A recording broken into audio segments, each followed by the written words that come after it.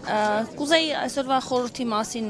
ընդամենը նշեք, այցելում եք Ծիծեռնակաբերդ, սա առաջին անգամն է, թե միշտ այցելում եք, ինչքանով է կարևորում այսօրը։ Ոչ միայն կարողանում ամեն անգամ դեռ չի եղել իր բացված օրվանից, որ հնարավորություն լինի ու ես չգամ մշտական այցելությունը եւ խորհուրդը շատ մեծ է սրա։ Եվ երբեք իրավունք չունենք, որ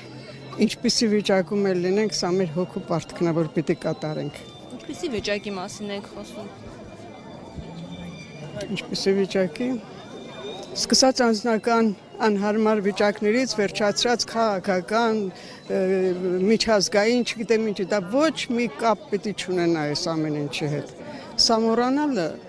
ուղղակի հանցագործություն է։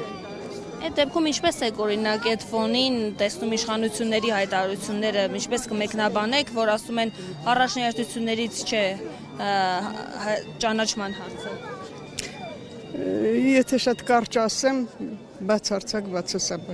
բացասական են վերաբերվում այդ ամեն ինչը։ Պետք է անի այդ դեպքում օրինակ քաղաքացիները մենք դուք ինչ պետք է անեք, որպեսզի նման հայտարարություններ չլինեն կամ նման հայտարարությունները տեղ չհասնեն։ Քաղաքացին պիտի ուղևորվի, այսպես ասած, ուղղորդվի իր հոգու եւ խղճի թելադրանքով։ Անկախ նրանից ով ինչ կասի, ով ինչպես կանի, ինքը իրեն հոգու պարտքը պիտի կատարի։ Այս դեպքում իրական ճշմարտությունը արդեն կհաղթանակի ու ոչ մեկը դա ճիշտ կլինի, սխալ կլինի, իշխանությունների արածը կհաղթանակի ճշմարտությունը, կհաղթանակի ճիշտը։ Այդ ամեն դեպքում մեր անունից հանդես եկողները միջազգային հանրությունում եւ մեր անունից իշխանությունն է ու իշխանությունը նման հայտարարություններ է անում, ինչպես է կորին։ Գիտեք, ինձ մեղավորը մենք ենք, որ մենք թույլ ենք տալիս մեր անունից, թե ինչպես պիտի թույլ չտա, դա արդեն ուրիշ խնդիր է։ Ես համարում եմ, որ այո, մեղքը առաջին հերթին մեր մեջ է։ Որ այս իշխանություններն են, թե որ նման հայտարարություններ են։ Չէ, որ գիտեք ինչ, սկսած են ամեն ինչից հիմա լավն են, թե վատն են, ճիշտ են, թե սխալ են, ժողովրդի, այսպես ասած, թույլտվությամբ է այդ ամեն ինչը լինում, ինչքան Պողոսական, Պետրոսական, այս ինչական, այն ինչական, եւ ոչ մի անգամ չեն բանում, որ այս ամեն մի հարցում գոյություն ունի իրական ճշմարտությունը եւ կապ չունի, թե ով որ խմբից է։ Եթե ազգի համար դա դրական է, ճիշտ է, ուրեմն պետք է միանալ, պետք է ողջունել, պետք է քայլել, իսկ թե ինչ կլինի դրանից, այդ արդեն թող Աստված որոշի։ Իսկ այսօր մենք բաժանված ամենաճիշտ քայլի դեպքում, ամենաօգտակար քայլի, չասեմ ճիշտ, հա, ճիշտն ու սխալը բերեք չբան։ Ամենաօգտակար քայլի դեպքում անգամ մենք հեռանում ենք, որովհետև այս ինչականի խումբն է կամ այն ինչականի խումբն է։ Երբ այդ ճիշտը խոսենք, էլի կոմունիստներից սկսած չկար այդպիսի կուսակցություն, որ այսպես նվիրված կուսակցական լինեն։ Ինչ որ միտեղ ինչ որ նրանց մեջ էլ հայրենասերներ էլ կլինեն, այո, դավաճաններ էլ կլինեն, Դրա համար կարևոր հարցը ազգի համար դա օգտակար է թե չէ։ Այդ քայլին պետք է միանալ։ Հիմա տեսեք, երիտասարդները ավանդական դարձած ջահերով երթին ամեն տարի այրում էին դրոշը Թուրքիայի եւ Ադրբեջանի ու սա քննադատության չէր արժանանում։ Այս անգամ այսօր Նիկոլ Փաշինյանը դատապարտել է սա, նշելով, որ միջազգային ճանաչված պետություն է, այն էլ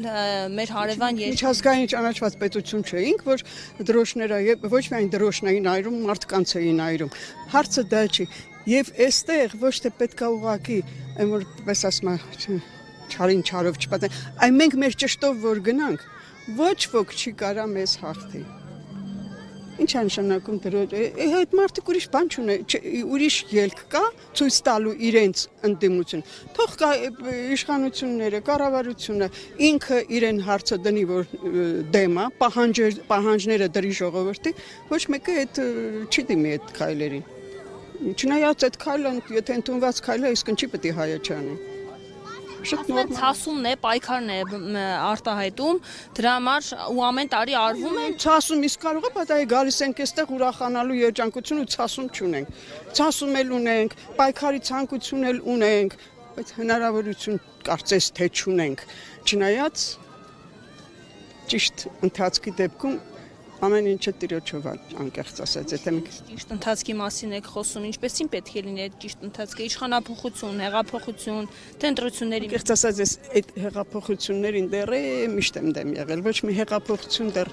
այսպես ասած, արդյունք չի տվել ճիշտ։ Հեղափոխությունը միշտ այսպես ակտիվների մուտքա, հետո սկսվում է։ Պետք է ուղղակի ըստ ինձ, ես շատ փոքր մարդ եմ այդ հարցում, քաղաքագետ չեմ, բայց նման փոքր երկրների համար պետք է լինի ավելի շատ ոչ այդպես պարլամենտական, չգիտես չէ, պիտի լինի, իսկ ասեի անգամ միապետական, բայց լուրջ խորհուրդ ունեցող մեծերի, ինչպես եղել են հներում, մեր թագավորներ են ունեցել, այդպիսի կառավարություն է պետք։ Այլապես մի փոքր մի բուռ ազգ ենք, բաժանվում են տարբեր մասերի ու մոռացած արևմտամետերի բաժանվում, ռուսամետերի բաժանվում, մոռանում հիմնական սեփական ազգի հարցերը, ամեն մեկը դուրս է գալիս, իրեն ցույց տալիս, որ ինքը ազգի համար է պայքարում, բայց որ խորանում ես, տեսնում ես, չէ, այնտեղ ավելի շատ մոռացած ազգը իրանք այդ երկու ուղղությունների ես անձամբ կողմ եմ, որտեղ ուզում եք եղեք, ուզում եք արևմտամետ եղեք, ուզում եք, էդ էլ է պետք։ Դա էլ է պետք, որ ունենանք այդտեղ մենք մեր ներկայացուցիչները, բայց միայն ազգի շահը պաշտպանելու համար։ Ինձ համար գոյություն չունի այդ պայքարը, այդ պայքար ուղղակի չգիտեմ։ Իսկ միգուցե այս հայտարարությունների ֆոնին իսկապես այնպես լինի, որ հանրությունը սկսի մոռացության մատնել Ցեղասպանության այս միջազգայնացումը, ճանաչման հարցը, նաև հիշատակման։ Դե գիտեք ինչ, չեմ կարծում, որ այդպես բան կարող է լինել, որտեղ այդ ամեն ինչից բացի, եթե կա ներքին ազգային ոգի ուժ, որը ճիշտ է շատ հեշտ կարող է ենթարկվել այս կամ այն ուժերի ազդեցություններին, անգամ մանիպուլյացիաների, բայց շատ կարևոր խնդիրներում հանկարծ ինքը պորտքում ու դուրս է գալիս։ Հնարավոր չի դա ուղղակի մոռանալ, հնարավոր չի ուրանալ։ Իսկ երկրի իշխանությունները ելնելով նաև որ այո, երբեմն շատ բարդ իրավիճակներում են երկիրը հայտնվում իշխանություն, ես նկատի ունեմ հենց կոնկրետ էս, ընդհանրապես իշխանությունը շատ ծանր իրավիճակների մեջ հանգնում, որ չգիտի միջազգային խնդիրների լուծման մեջ ինչպես դուրս գա, դա էլ հասկանալի է, բայց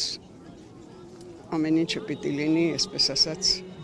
հանուն ժողովրդի հոգով։ Եթե գիտեք ինչ, մենք մի քիչ հոգևորով կարողանանք ճիշտ ապրել, այնտեղ Աստվածաշնչում ամեն ինչը իր տեղին ասում է, ինչպես անել,